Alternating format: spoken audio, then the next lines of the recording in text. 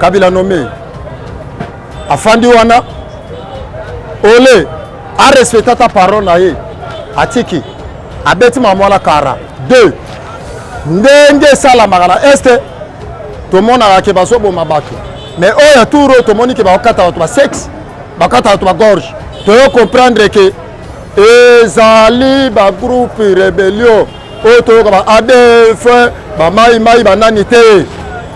C'est-à-dire ça va groupe wana étranger et ba rap o ba côté biso la mabele comment les places ce que to connaît na mboko ba tête de siège lelo 3 mois to kende 3 mois na 15 jours yango yeso koka donc mukolo wane kozala nde makala matika la putile sa nini e mata bino bakolo ba victime o bosala este bo fungola miso parce que trop c'est trop lelo oyo boyoki subara bakotit barme kenye ekotit oso ya Zambie soki ya nini bakotit baso ya koluka nini toso bundana nani ennemi sa Rwanda ba soda Rwanda ba la Congo ennemi Uganda Burundi ba soda ba basala Congo to bundana nani oka to tala le lenge mboka na biso zo tambola to sepela na ngoti. Ici dans notre pays RDC nous avons 26 provinces. Comment notre pays doit être conduit par un seul province? Comme le président de la République c'est un Kassaïen et tout le peuple congolais il doit être conduit par les Kassaïens. Nous ne sommes pas sûrs de ça. Le Congo, c'est un grand pays qui a 26 provinces. Parmi les 26 provinces, c'est un demi-continent. Donc le Congo ne peut pas conduire par un seul province de Kassaïen. Ils sont tous lutter pour la Mamba Congo. Ceux qui ont santé, ou bien convaincre bino, corrompre bino, Keboya, pour bousculer marche wana, mabe ozala. Ya otolobi tchamu tukona ndaku, ceux qui sont malades, qui est l'hôpital be fa na ndaku. Biso tokozala nzela.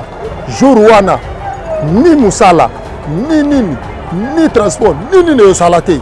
Tokozala na nzela, tous les peuples congolais. Pour la boue la makambo.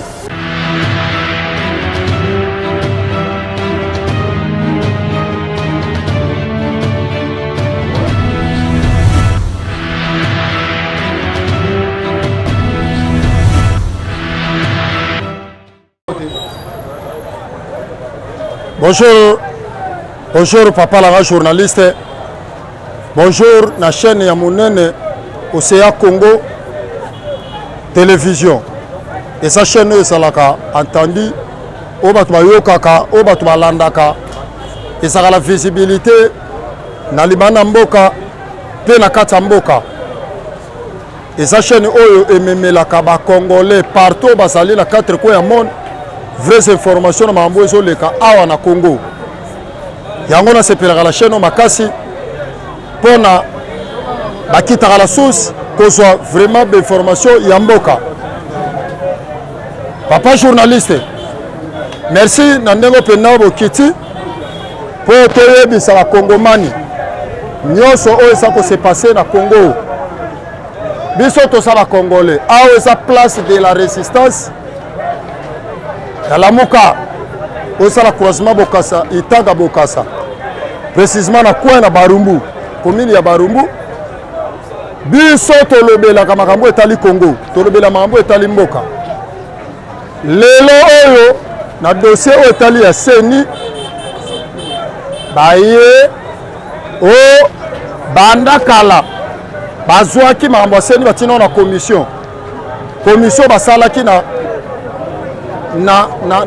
palais du peuple commission oyo basalaki pa ba député oyo peuple congolais fauteuil bango te o banomaki bazwi makambo ya Seni oyo eza indépendant institution indépendance bazwi makambo na bango bake kotinda yango na parlement oyo atile mona Kabila bafabrikaki basali commission pour traiter makambo ya Seni et puis na traitement yango bapesaki biso résultat te lokolo le président Eli a annoncé que aboyi glissement aboyi fraude électorale aboyi dialogue politique ye alingi maponami mais esalama na voie moko transparence mais bango baye commission wana makambo esili batindi yango na bureau ya assemblée bateta po ke na plénière toyebi calcul ba osala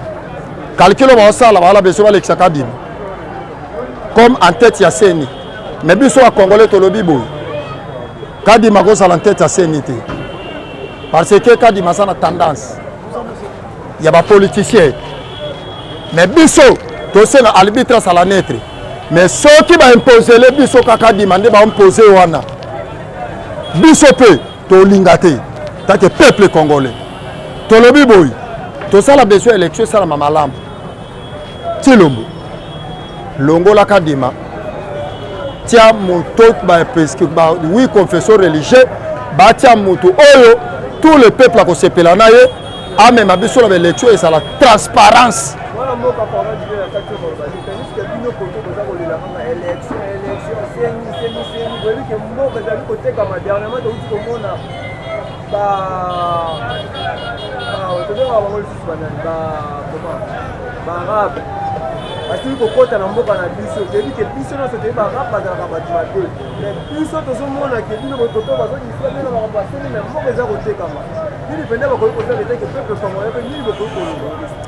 papa ba groupe rébellion oyo et bandi lelote et bandi kala mais c'est tout l'envoyé c'est biso ceux qui a gagné l'élection aussi sa guerre wana to ken élection a gagné te Kabila nommé afandi wana ole a respecté ta parole na ye atiki abeti mamwala kara 2 ndenge sala magala este to mona ke baso boma bato mais oya touro to moni ke ba kata to ba sexe ba kata to ba gorge to yo comprendre que ezali ba groupe rébellion o to ba ADF ba mai ba nani te c'est-à-dire ça ba groupe wana étranger et ba rap o ba côté biso la mabele au moins place ce que to connaît mboko ba tête de siège le 3 mois to kende 3 mois na 15 jours yango yeso koka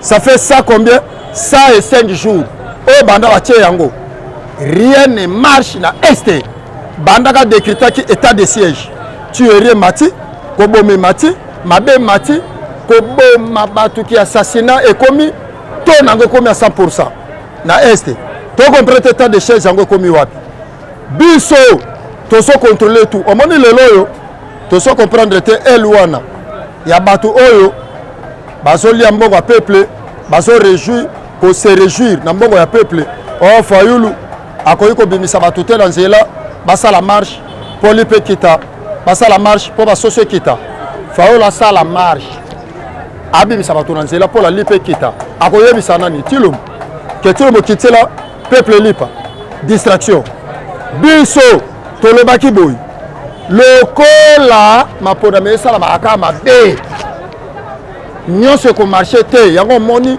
tilelo bio kutu papa journaliste lo bio barabi basi bakoti mais RDC déjà ils sont occupés na armée rwandais ougandais burundais o basu de tandia mabele o ba régner o ba solia o ba soswa richesse ya mboka congolais souffrir mais ba pays wana et bénéficier na nkita ya Congo yango biso tolobi boye trop c'est trop batela biso seni ya malamu tobimisa peuple kongo tobimisa président ya malamu oyo akoorganize biso oyo akobima na mboka oyo po asisa batuerie makambo wana nyonso na nzala peuple congolais bandeko na nga bosa na este bino nde bosa victime ya makambo oyo bosomona nde bakosa bino oyo état de siège oyo soi-disant baaméricain moko boye so baaméricain so banani yango baye wana tocomprendre mpe bato yango te oyo banani oyo baye oyo nini eza distraction bino bakolo bavictime oyo bosala este bofungola miso parce que trop c'est trop lelo oyo boyoki su bara bakotiti barme kenye ekotiti oyo so ya Zambie soki ya nini bakotiti baso ya koluka nini tosobunda na nani ennemi eza Rwanda basoda Rwanda bala Congo ennemi Uganda Burundi basoda bango basala Congo tobunda na nani tobunda nani et puis lelo ekomi siko barabe au juste biso tosobunda guerre yango eza na banani jusque là toyebaka sansi nango te tobundaka na nani nani pas ennemi po ennemi bolia na ye bopese bafantage na Congo ennemi mutu azoboma mwana na yo azosala mwana mabe opese bafantage toyeba te tobunana nani. Cette fois-ci tolobi boyi tonyokwa mitro mboke komi na kao Tshilombo Malonda nani Kadima azala nteta senite totia muto malamu po ba tuerie makambo wana esila omeki nyonso moni kezo simba te. Pourquoi dès le commencement na début ese banda ya mabe yango biso toyebi si barme wana bino bazambie barwandais baougandais bakenyien baarabo bokoti boyeba ke boko ko rendre compte na peuple congolais en 2023 ndenge boso kota boko se rendre compte na pays au Congo bakotaka bino pour la intérêt na bino peuple akufa a souffrir boko se rendre compte toko kena bino na justice.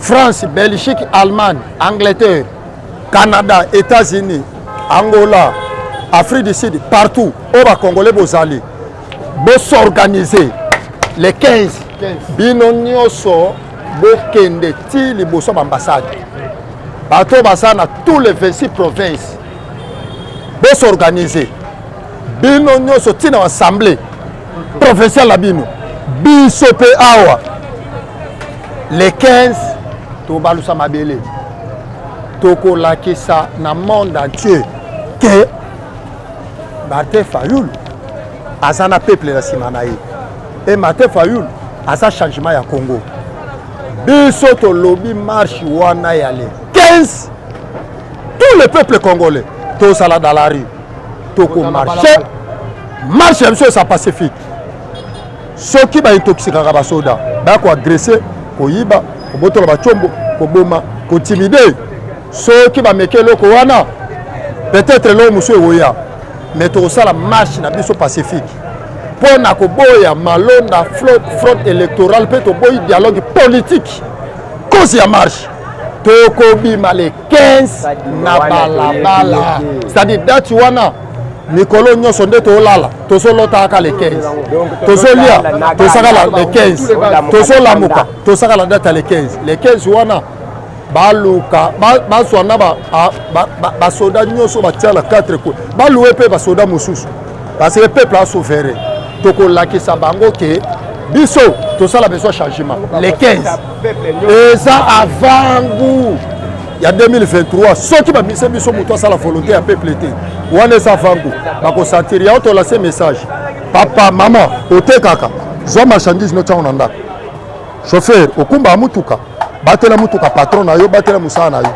boma mituka na yo les 15 wana biso tozolite pour la mamba Congo soki yo santé te ou bien ba convaincre bino ba corrompre bino ke boya po bousculer marche wana mabe osala ya to lobi tsa mutuka na ndaku soki osa maladi ke l'hôpital be fa na ndaku biso to kozala nzela jour wana ni musala ni nini ni transport ni nini osala te to kozala na nzela tous les peuples congolais pour la boya la makambo ya malonda Seigneur ça la politisé nde pardon Kadima nde cause ya marche biso to sala ko les 15 peuples congolais bayi o bo sala poto les 15 bo sa à la date les 3 présence à la CEFAS les 10 à la collège Boboto les 15 mabele baluka boko mona makambo oyo e sala manano te de deux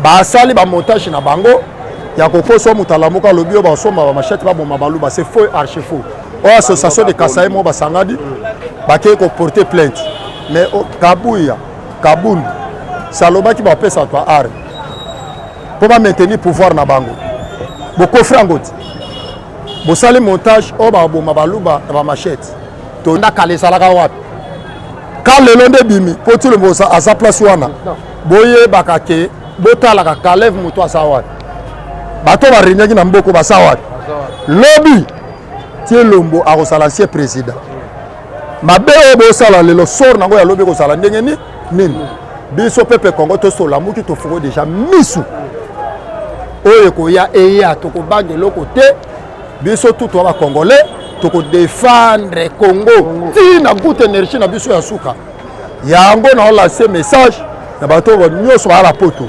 partout botika biso te bo soutenir biso na ba prière biso sa na Congo na ba moyen financier nyonso bo contacter biso bo benga biso tout le temps to sala ka contact na bino po boye ba ke évolution so bo benga biso te boko ye évolution mambo s'est passé te biso to koyeba mambo s'est passé te plus de 100 plus de 43 85 049 049 045 49 61 plus 243 85 045 49 61 0900 97 85 99 benga biso to tendre mena biso bobenga biso to solola eko sala malamu merci pour la lelo to telemi aw. Bonjour ndeko na sepeli ndenge oyi awa. Ah toza juste na place de résistance Zando Bukasa croisement Itaga Bukasa na Barumbu. Toza awa juste pour na kolobela makambo tali mboka. Toza na plateforme ya Lamuka SIB. Et là on a ligné na lancer message concernant ba confesseurs religieuses. Biso banda kala toyebi ke non charge ba ponami aseni ezalaka epa ba confesseurs religieuses. Mais lelo oyo esala biso soni pe mawa comment na lolenge oyo ete ba confesseurs religieuses ba komi bato bilongi mibale. Et pourtant na tango kala ba confesseurs religieux bazali bato moto bana kotiela bango mutema. Eza pasi pe mawa. Yango tozo senga na ba confesseurs religieuses oyo totika na bango pe tozo tiela mutema.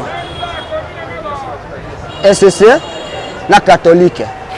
Pour que ba saluer réputation na bango te batika si confesseurs religieuses oyo balandi bandima ba corrompre bango ba garder dignité na bango. Catholique na SCC baza ba confesseurs religieuses oyo akala. OK mboke tela ka bango mutema.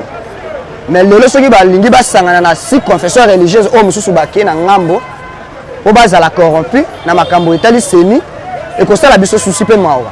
Papa journaliste le wani na loba yango wana. Vraiment marche oyo ya le 15 et ko la marche moko ya kitoko pe elengi. Eza peuple, Lamuka eza peuple. Tango tozoloba Lamuka, c'est tozoloba peuple. Peuple nde baza derrière Lamuka. Pour la marche à le 15, biso surtout toza na balabala. Soki kaka ba metene ka moto na bango ka dima. Azala en tête à seni, tokotika te, tokobima, tokozape na balabala. Pe tozola ce message et nyonso tango nyonso na place des artistes et si ka tozotambola. Que marche à les 15 et kozala pe ezali. OK. Merci papa journaliste. Par rapport à marche à les 15, en tout cas, marche à les 15 les a vraiment accordé. Biso en tant que peuple congolais. Tous assir pour la marche à les 15. Pour la nuit. Boka totala le lenge boka na biso zotambola to sepela na ngoti. Ici, dans notre pays, RDC, nous avons 26 provinces. Comment notre pays doit être conduit par une seule province? Comme le président de la République, c'est un Kassaïen, et tout le peuple congolais, il doit être conduit par les Kassaïens. Nous ne sommes pas sûrs de ça. Le Congo, c'est un grand pays qui a 26 provinces. Parmi les 26 provinces, c'est un demi-continent. Donc le Congo ne peut pas conduire par une seule province de Kassaïens. Nous tous ne sommes pas des Kassaïens. Ce que moi je dois insister surtout pour ce qui concerne le tribalisme. Quand on parle de tribalisme, c'est quoi? Le président de la République, c'est un Kassaïen. Nous le savons très bien, c'est un Kassaïen. Mais ce qui nous semble difficile, c'est quoi? Toutes les institutions dans notre pays ne peuvent pas être dirigées par les Kassaïens. Tous, nous sommes les peuples congolais. Donc, il faut qu'on puisse diviser les institutions de notre pays. C'est ça notre souci. Nous avons président de la Cour constitutionnelle, c'est un Kassaïen. Cour suprême, Kassaïen. Cour de cassation, Kassayen, président de la République, Kassayen. Maintenant, notre souci.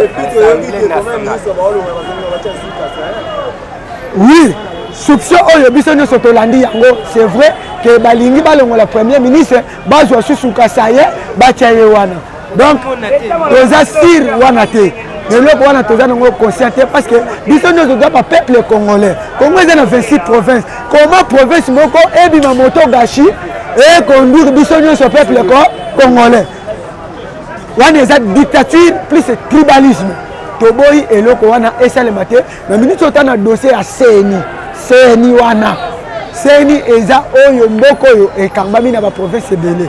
CNI est comme vous allez diriger Moulouba président Koukosse Moulouba, président Boye Moulouba, après tous les CNI, les soutiens Moulouba. Et cette dictature à Nitoluka, Baloba qui dépêche à Beta qui Moutolo, alors il va populaire, Balita pendant 37 ans, Bazoba a CNI pour Nanini, donc il y a ma ponami, et la transparent, Tobi sa président Maloma, Oyo Asingeli Akambabiso Nambo, Yango Nazalaki.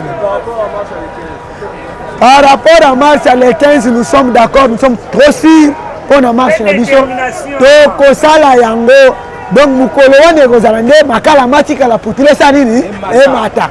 Donc, d'accord, marche Wana, ils ont décruté et pas président élu en 2018, Martin Fayoul Madidi. Merci. Oh, merci, papa journaliste, pour mon Dengue Nesika na biso yo. Il y a plateforme, il y a la mouka, en tout cas, na sepela Makasi. Pour besoin d'infos, il y a Malamu, il y a Mboka, pour la diaspora, bazal, les bandes Mboka, oui, info, il y a le côté, info, il y a Bango, il y a formalité, il y a logique, notre président Nabiso est lié à Téléma fixe, Ndenge, Mibe, qu'on est Sengaka, Ndenge, Pébiso, Tolandelaka. En tout cas, Nazana, regret Makasi, comme on a. Bisonno ce peuple congolais Mobutu alobaki papa Bobé moko mama Bobé mo école moko mena moni na tendance ya pouvoir ya Tshisekedi en tout cas tout monde na biso même mataba yo bazali banda mboko bazo seka biso comment possible aye na politique moko épola net moi noyo ozo kosaye na koye le bombo yete ou na koye le biso to kolia na promesse to lia ka na promesse to vivre na promesse to tanga bana batanga na ba promesse en tout cas je regrette beaucoup en tout cas comme na politique o ya mboka na biso oyo ya tribalisme aye nango ba diaspora bozali banda boyo kabiso bolanda kabiso tango nyoso pona likambo ya seni oyo en tout cas toboyi yango peuple nyonso po baloba bokonze utaka bobe pa nzambe soki baboyi yo bafosaka nature te mpo na likambo oyo ya seni oyo ya kotya ndeko ne kadima asalaki na ye toyebi kadima très bien badenonse kadima très bien na mosusu alingaki atya biso nyonso toyebi bango toboyi kadima 100% toboyi kadima 100% toboyi ye kutu soki ke ameki ke annonce ye donc ndenge toza boye soki annonce na 20h moto kopole Kinshasa mobile 26 provinces nyonso ekopela moto donc nyonso mongambo wana nyonso ekozalaka na motu na ye na bandeko ne atya na baseni donc babongisa malamu mboka oyo mboka ezaka ya ye te. Oh papa nga kutu na sepeli yango à 100% pese linzamba ko batelaka yo mikolo nyonso abatelaka ti okokoma koko otambola na nzete. En tout cas pour la marche ya le 15 to sepeli nango président to banda ko zela ye après sa mot d'ordre na ye lokola pese le 15 ye asala nan bavantika mona ndenge bandeko balobi pour tunu e komata makala makotikala akomona penza ke na kotaki na gouvernement union maniema oyo ya muyibi oyo azoya koya kosakanela biso toliaka basoso te donc ye nga naliaki soso lobi wilki ya 18 poids na combien na 8500 naliaki yango lobi donc ye azomona ke basoso azolaka biso na bapromese na ye nde tobanga ye le 15 akomona biso kora mikoza tokobima les 15 président élite banda kozela ye lokola atieli biso libaya les 15 akomona yango mpe donc bana bato oyo mpenza baza bato. Merci papa les journalistes bozangaka te mpo bopesa biso topesaka bino bainfo mpo bandeko baza badiaspora balandaka yango libanda mboka malamu. Mon message na ngai ezali Congo vraiment toza na pasi ya makasi. Donc Congo kotala Congo na biso boye. Donc banda 1960 Congo esongaka kaka sima. Donc Congo esongaka kaka sima. Donc trop vraiment donc trop c'est trop. Donc pas c'est l'équipe trop donc tozo kokate. Donc toza na ba millions de millions ba diplômés, ba gradués, ba licenciés. Et bana ba otanga ba chaque année bazo soir. Donc on a place au kendete. Alors dans Mboko ce que tiki yango boye. Nous moni vraiment que ça se passe. Yango cette fois-ci lelo. Donc telemi pona mboka oyo pona ko déclarer to tala gina misu trop. La 18 ya kabile fongoli biso misu. Alors tozo mona ka rythme ya kabile so continuer pona mboka oyo. Yango to so telema na ba ono so sala ma yango président élite ngo yoko tala ka yoko comprendre loko les hommes so na passe. Ayoko comprendre que source ya passe zo uta depuis na seni. Ndeko proposer ba réforme wana ya seni et pour que l'autre soit ponami ya malamu. Mais tout ça moi ba système kabiliste chilongo da tout ça ouais parce que toujours côté na système wana yango wana ce peuple congolais que ça toujours derrière ya sima ya président Eli pour soutenir l'idée na wana to mana crise oyo ils ont mis la sona passe faisons yo kolabiso. Alors na ko senga pe na bandeko na biso ba diaspora Congo bino ba kotikala ko sala l'est tandis que Congo est à la passe. Ceux qui ont bino be à l'aise, bo sala ba faire na bino kuna esimba botonga. Alors ceux qui Congo ko sala karabwe, d'abord ko sala mal à l'aise po bande ko na bino ba sala na kati ya Congo, bande ko na ba na kati ya Kinshasa ba zo souffrir. Yango ena so la téléphone zo sonner maladie, problème ndenge na ndenge. Alors teno so woti na mbongo budget na bino moyen mata esate. Alors bo sunga so na marambi ya Congo bino pe kuna bo sala veiller, bo la mka pour que to soutenir l'idée oyo Congo bi na kati ya libulu. Merci.